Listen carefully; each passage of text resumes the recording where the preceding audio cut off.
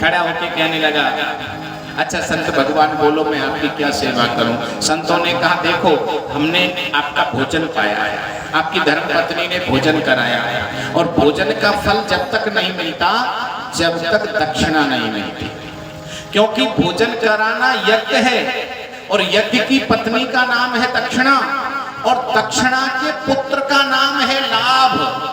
कान खोल के सुन लो, यज्ञ की पत्नी का नाम है दक्षिणा और दक्षिणा के पुत्र का नाम है लाभ। अगर भोजन का लाभ लेना चाहते हो तो दक्षिणा दो, और आप सबको दक्षिणा देनी चाहिए। जब किसी संत को, महात्मा को, ज्ञानी को जब भोजन कराओ, बिना दक्षिणा के भोजन पूरा नहीं होता। जोर से बोलो जय श्री कृष्ण।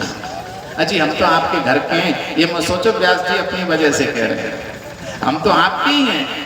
मैं संतों की बात कर रहा हूँ, ज्ञानियों की बात कर रहा हूँ, ब्राह्मणों की बात कर रहा हूँ, अतिथियों की बात कर रहा हूँ। जब भी आप किसी को भोजन कराओ जरूर दक्षिणा दिया करो। जोर से बोलो जय श्री कृष्ण। जी महाराज। अजामिल ने कहा हे बाबा, ये जो बाहर वाला कमरा है ना, ये बाबाओं के चिमटे कमंडलों से भरा पड़ा है। मुझे रात में कोई और लूटने को नहीं मिलता। जंगल में जाता हूँ और बाबाओं को लूटता हूँ, उन्हीं के चिमटे कमंडल इकट्ठे भरे पड़े, इन्हीं को बेच बेच के बच्चों का पालन पोषण करता हूँ, और तुम मेरे से दक्षिणा लेना चाहते हो। इतने में पीछे से गणका आ गई। क्या बोले क्या बोले, क्या कहा? पत्नी के डर के मारे कहने लगा, मैं तो ये पूछ रहा हूँ बाबा दक्षिणा में क्या लोगे। जोर से बोलो जय श्री कृष्ण। ये कामी व्यक्तियों का स्वभाव है, पत्नी से बहुत डरते। महाराज गणका ने कहा बाबा आप जो कहोगे वो दक्षिणा में दूंगी, चिंता ना करो। आप जो कहोगे मैं वो दक्षिणा दूंगा। संतों ने कहा बेटी हमें तेरे हीरे जवाहरात नहीं चाहिए, लेकिन तू गर्भवती है, अगर तेरा बेटा हो जाए, तेरे बालक हो जाए तो इसका नाम नारायण रख देना। संत आशीर्वाद देकर चले गए। समय आने पर गणका ने बालक को जन्म दिया, नाम रख दिया नारायण। नारायण बड़ा होने लगा, अजामिल वृद्ध होने लगे।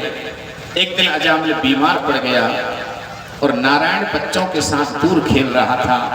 यम के दूत आए, आपस में बात करते करते कि जल्दी करो, अजामिल के गले में फंदा डालो। अब किसी किसी को यमदूत दिख जाते हैं और किसी को तो नहीं दिखते, लेकिन किसी किसी को दिख जाते हैं। बड़े बड़े दांत, काले काले बाल, एक हाथ में रस्सी, एक हाथ में जाल, एक हाथ में तलवार, दूसरे हाथ में ढाल, बड़ा विकराल रूप, और चले आ रहे हैं। जल्दी करो, अजामिल के गले में फांसी डालो।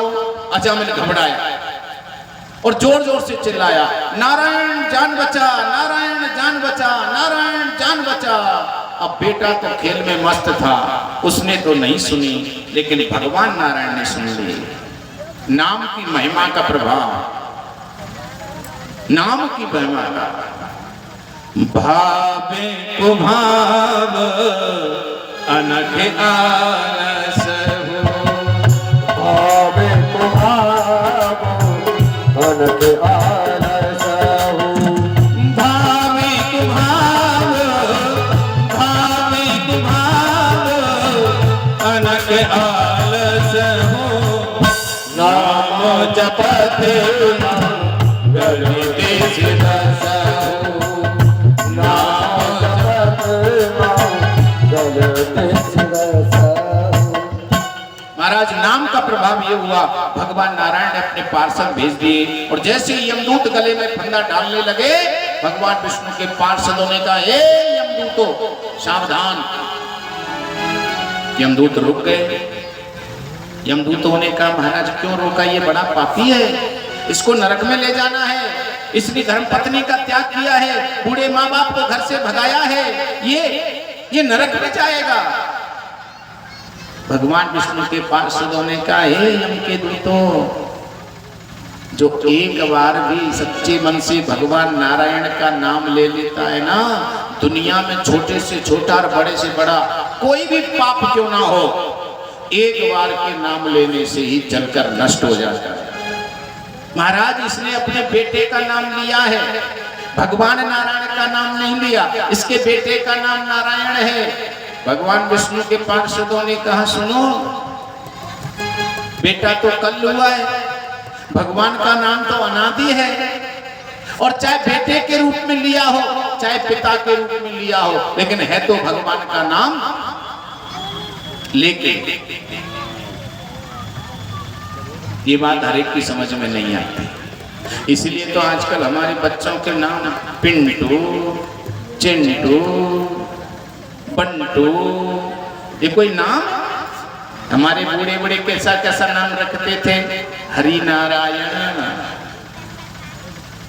राम भज, राम भजन, सीताराम, विष्णु, हरि, मोहन, केशव, सब भगवान के नाम क्यों रखते थे? इसीलिए रखते थे।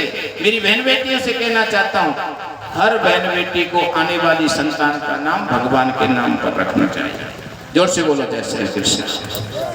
भगवान यम के दूत शांत हुए और भगवान ने कहा सुनो, यम के भगवान विष्णु के दूतों ने कहा सुनो, कोई अग्नि जल रही है, जलती हुई अग्नि में कोई जानबूझ के हाथ दे दे चाहे अनजाने में हाथ दे दे, जलाती कि नहीं जलाती? तो जलाती है। जहर रखा है, जहर को कोई जानबूझकर पी ले चाहे अनजाने में पी ले, जहर अपना असर दिखाता कि नहीं दिखाता? दिखाता है। जब जहर अपना असर दिखा सकता है, अग्नि अपना असर दिखा सकती है, तो भगवान को नाम जहर जैसा हुआ है। जोर से बोलो जय श्री कृष्ण। क्या भगवान का नाम जहर से भी बेकार है? जब जहर प्रभाव दिखा सकता है तो भगवान का नाम प्रभाव क्यों नहीं दिखा सकता? इसलिए भगवान के नाम का ये प्रभाव है कि तुम वापस जाओ, अभी अजामिल का जाने का समय नहीं आया। यम के दूत चले गए, भगवान विष्णु के पार्षद चले गए। ये सारी बातें अजामिल ने सुनी और अजामिल जब स्वस्थ हुआ तो मन में सोचने लगा, सचमुच सचमुच मैंने तो मेरे बेटे का नाम लिया था। जब बेटे का नाम लेने से भगवान अगर अपने पार्षद भेज सकते हैं, अगर मैं सच्चे मन से भगवान का भजन करूंगा तो मेरा मोक्ष जरूर होगा। ऐसा सोचकर अजामिल हरिद्वार गया, गंगा में स्नान करता, रोज भगवान का भजन करता और भगवान का भजन करते करते अजामिल का मोक्ष हो गया। ये नाम की महिमा है। इसलिए जितने भी पाप आज तक हुए हैं वो हो गए, लेकिन भगवान का नाम लोगे तो अजामिल की तरह हमारा भी मोक्ष हो जाएगा। बोलो बाके बिहारी लाल की जय हो, राधा रानी सरकार।